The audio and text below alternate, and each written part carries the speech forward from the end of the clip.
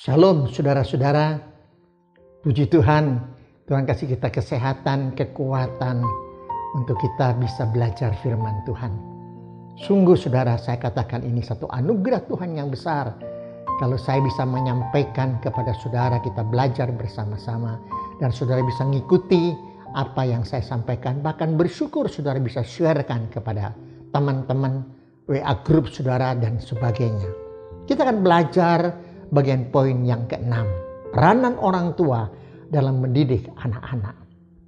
Orang tua harus mengasihi anak-anak sesuai dengan firman Tuhan. Nah ini, orang tua harus mengasihi anak-anak sesuai dengan firman Tuhan. Kasih bukanlah hanya keluar dari kata-kata, tapi kasih adalah keluar dari perbuatan yang nyata sehingga dapat dirasakan, dinikmati oleh anak-anak. Tuhan Yesus telah memberikan contoh yang jelas. Dia mengasihi kita manusia, saudara dan saya.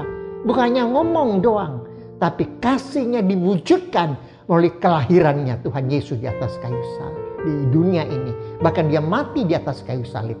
Itu kasihnya diwujudkan dengan nyata, dengan bukti yang jelas sekali.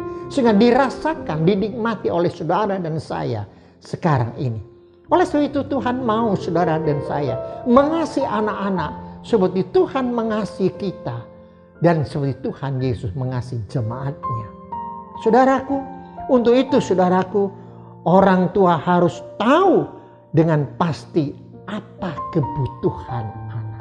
Nah, sekali lagi saya katakan, oleh sebab itu orang tua harus tahu dengan pasti apa kebutuhan anak.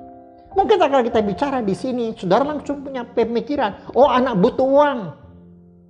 Kadang-kadang dia minta uang 1 juta, saya kasih 1 juta. Mau perlu berapa saya kasih. Yang penting saya kerja, dia minta uang, saya kasih uang. Saudara, jujur saya katakan, anak-anak bukan itu yang dia mau. Kalau saudara jujur katakan kepada dia bukan butuh uang sebenarnya. Apa yang dibutuhkan? Mari kita belajar bersama-sama. Kasih harus diwujudkan sesuai dengan kebutuhan anak-anak. Yang pertama, apa yang dibutuhkan anak dengan secara primer, yang utama, pendekatan. Pendekatan dengan anak-anak. Pendekatan secara fisik, badan. Ada selalu dekat dengan dia. Dia merasa hangat karena ada papa mama dekat dengan dia. Anak digendong, anak dicium. Saudaraku, dia akan rasakan itu. Emosional, pendekatan secara emosional. Saudara, dengan anak-anak kita. Wah, bersama-sama gembira, bersama-sama sukacita secara emosional bersama dengan anak-anak kita. Pendekatan secara apa? Rohani. Ya lalu saya sudah sampaikan kepada saudara. Mari kita memberikan hal rohani kepada mereka secara rohani. Pendekatan ini sangat perlu. 3 hal. Fisik, emosional, dan rohani. Adakan pendekatan. Lalu yang kedua adalah sentuhan. Penerimaan. Saudaraku, saya sangat yakin betapa senangnya anak-anak kalau kepalanya dilus-lus, dipegang, dicium, dipeluk. Tadi sudah sampaikan di atas, saudaraku. Mereka akan rasakan sentuhan. Berarti kita menerima dia apa adanya. Dan dia rasakan itu. Sekalipun dia tidak ngomong, tapi dia rasakan betapa hangatnya bersama dengan papa, mama, kakek, nenek, dan seterusnya. Lalu yang ketiga adalah pujian.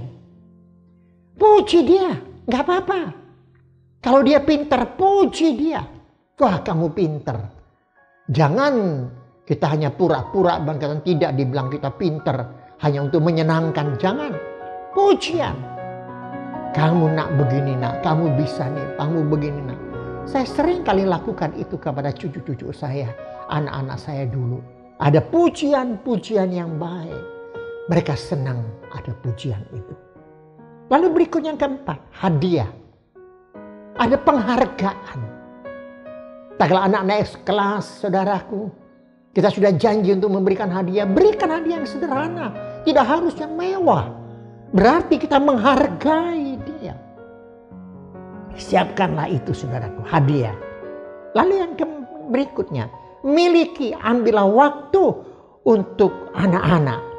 Ambillah waktu untuk anak-anak.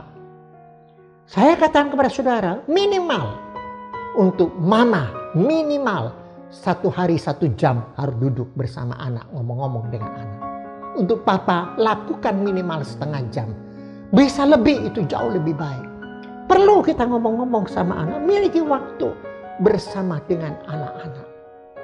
Saudaraku, saya pernah ceritakan satu cerita yang episode yang lalu sudah lama. Ada seorang anak yang mau ngomong-ngomong sama papanya. Ini sudah berlalu 20 tahun lebih.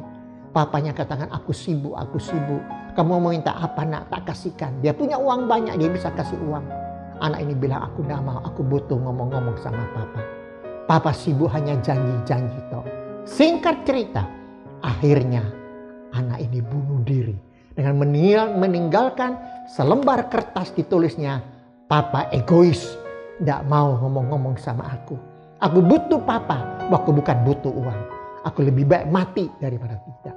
Saudaraku, ini nyata terjadi di Jakarta. Ditayangkan, dimuat di Kompas, surat kabar Kompas. Tuhan tolong saudaraku, sisipkan waktumu. Jangan sudah terlalu sibuk, hanya sibuk. Mama kerja, papa kerja, boleh-boleh saja. Tapi sisipkan waktu duduk bersama-sama mereka. Ngobrol bersama dengan mereka. Bercengkeraman dengan mereka dengan baik. Saudaraku, ada komunikasi yang baik. Oh, mereka betapa senangnya. Mereka butuh itu, saudaraku. Mereka butuh itu. Saudaraku yang saya kasihi. Uang bisa dicari. Tapi pertumbuhan anak-anak secara rohani, mental, jiwa, dan sebagainya.